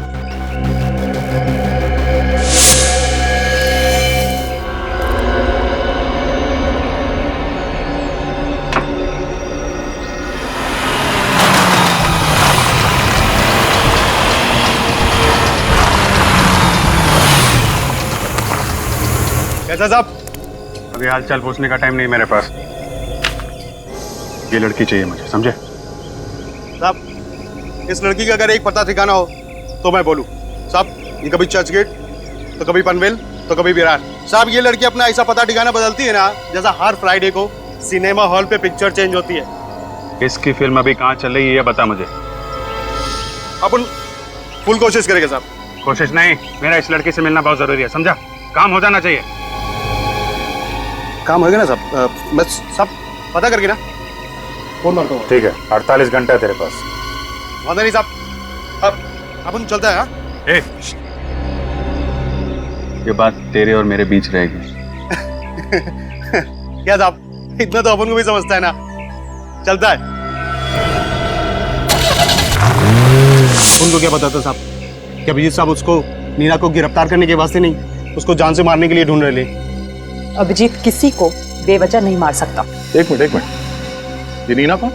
जिस औरत की अभिजीत की गाड़ी से मौत हुई थी उसका नाम तो मोनिका था ना? साहब, वो दोहरी जिंदगी जी रही थी। मोनिका सिर्फ उसका एक नकाब था जिसे पहनकर वो ना शरीफों की जिंदगी जीने का ढोंग कर रही थी। साहब, उसका असली नाम और काम तो कुछ दूसरा ही था। क्या करती थी ये नीना? जुए और सट्टेबाजी का अड्डा चलाती थी और साथ ही साथ लोगों को पैसा उधार देती थी, वो भी डबल ब्याज पे। ओह, तो अभिजीत को उसके गुनाहों के बारे में पता चल गया था, इसलिए उस औरत की तलाश थी उसे। अच्छा, मच्छी मार्केट में जिस आदमी के साथ अभिजीत की हाथापाई हुई थी वो कौन था?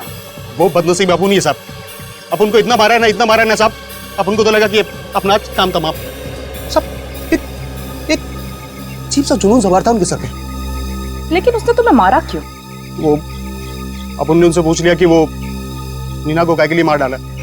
और अभिजीत ने तुम्हें नीना के बारे में पता करने के लिए क्यों कहा था? वो तो साहब अपन को पता नहीं, लेकिन हाँ, वो नीना की मौत के एक रात पहले ना मैंने उनको अपन ने मिडनाइट बार जाते हुए देखा था। बार? ये मिडनाइट बार कहाँ है? ये मोतीलाल नगर में। मोतीलाल नगर। अच्छा, तुम अपना नंबर दो। हाँ जी, 1919005555। वो अपन जाए क्या साहब? या थैंक यू साहब। हाँ सर, सर मुझे ये आदमी कुछ ठीक नहीं लग रहा है।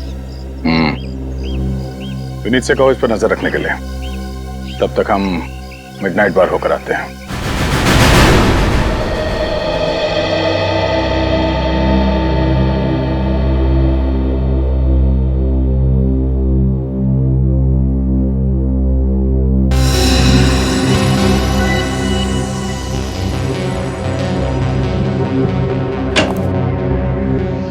हाँ साउंड के क्या हुआ? इतनी जल्दी में क्यों बुलाया तूने?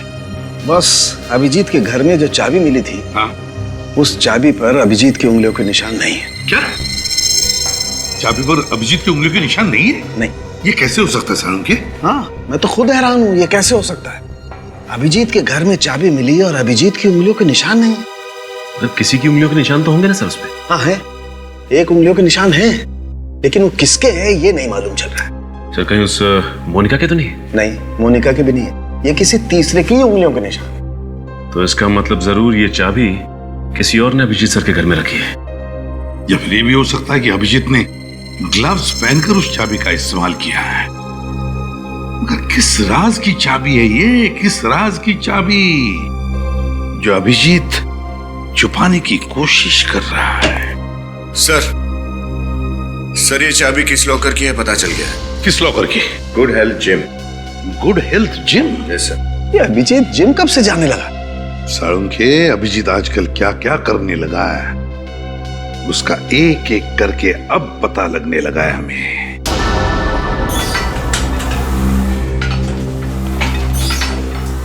Excuse me. आइए सर। आप सब जिम ज्वाइन करने आए हैं? जी नहीं, हम सीआईडी से हमें कुछ पूछना है। जी। ये चाबी आपके जिम के लॉकर की है ना? अरे हाँ, ये हमारे ही जिम के लॉकर की, पर आप लोगों के पास कैसे आई? कहाँ है लॉकर? दिखाइए। आइए।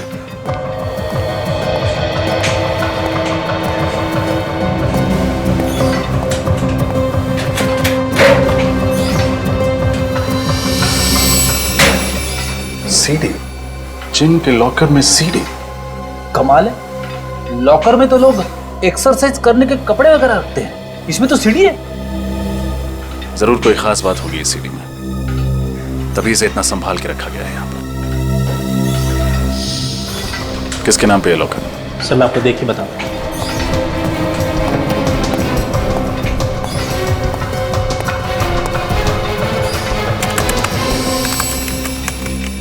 सर ये किसी मिस्टर अभिजीत जी के नाम पे है। अभिजीत सर? क्या यही है अभिजीत? सॉरी सर, चेहरा तो नहीं जानता, पर इतना बता सकता हूँ कि इन्होंने 3 दिन पहले ही मेंबरशिप ली है और उसके बाद ये जिम में आए नहीं। अभिजीत सर ने ये सीडी छुपाने के लिए इस जिम के लॉकर को ही क्यों चुना?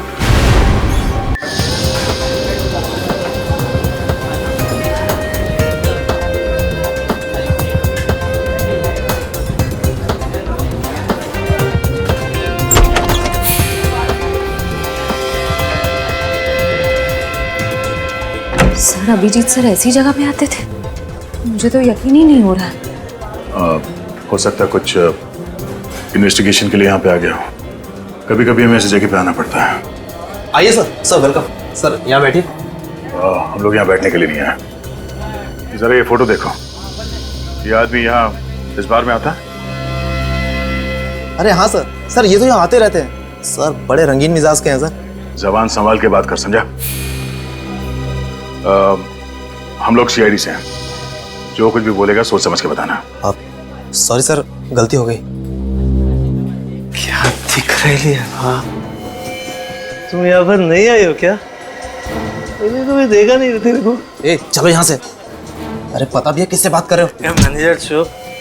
हाँ तो अपन इसकी आंखों से पिएगा और फिर इसके हाथों से पिएगा रे। मेरे हाथ से पिएगा?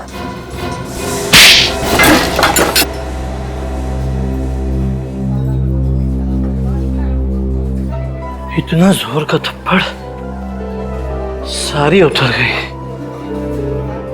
पता नहीं शराब क्यों पीते हैं लोग। नमस्ते।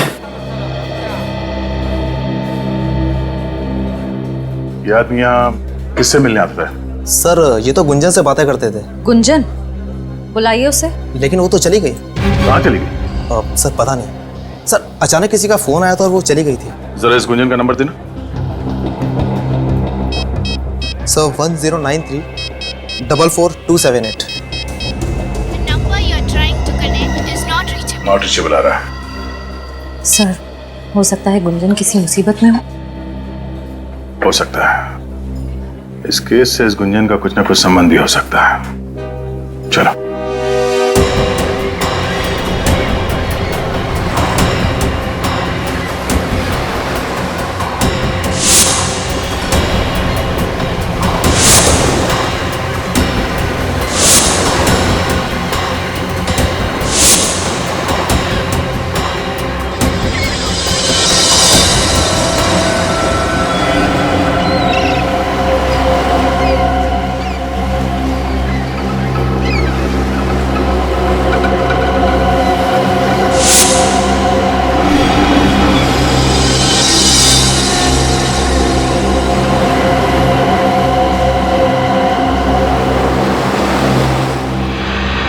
अगर मेरी याददाश्त जल्दी से वापस नहीं आई, न जाने किस खतरे में और पड़ जाऊंगा मैं।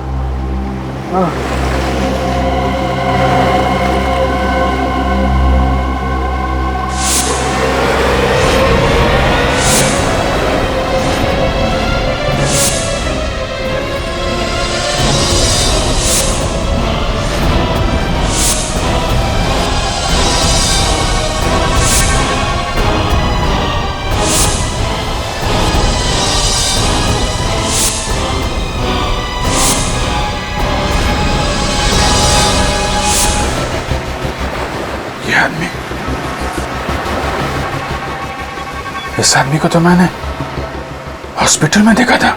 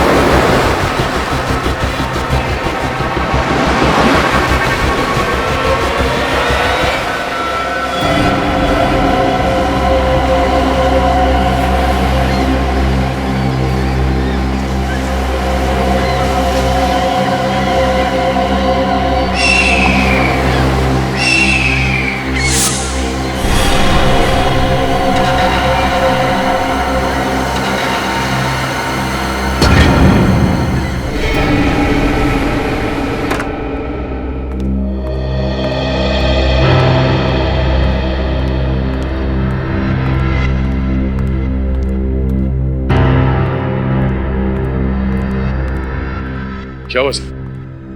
आपने इतना अर्जेंटली फोन करके बुलाया, सब ठीक तो है? दया, अभिजीत की जिम के लॉकर में से ये सीडी मिली। सीडी? क्या है इसमें? देख लो।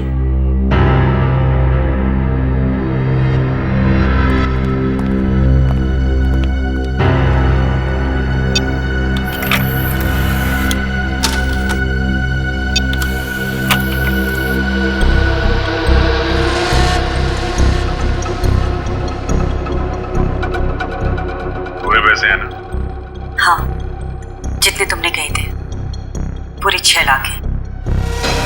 अभी इनसे काम चला लेता हूँ, बाकी के कब मिलेंगे? देखो, मेरी मजबूरी का फायदा मत उठाओ। मैंने इन पैसों का इंतजाम भी बड़ी मुश्किल से किया है। ये सब तुम्हें पहले सोच लेना चाहिए था। अगले हफ्ते तक अगर बाकी के पैसे नहीं मिले तो अंजाम तुम अच्छी तरीके से जानती हो।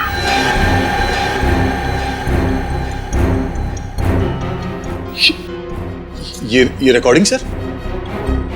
देख लिया दया, कह रहे थे ना अभिजीत बेगुनाह है।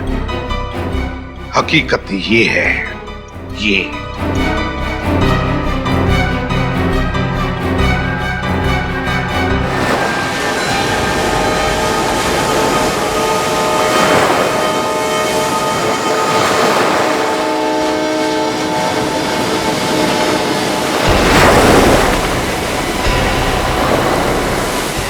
इधर ही आया था ना? हाँ भाई। देख उधर देख, मैं इधर देखता हूँ। ठीक है।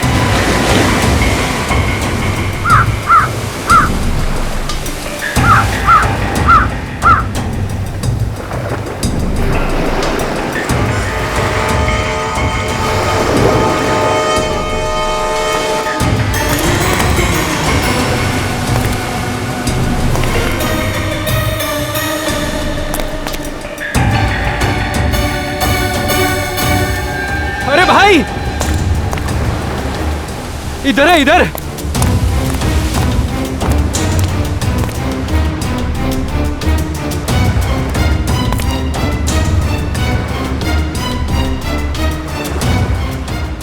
ये तो बेहोश है। चलो अपना काम आसान हो गया।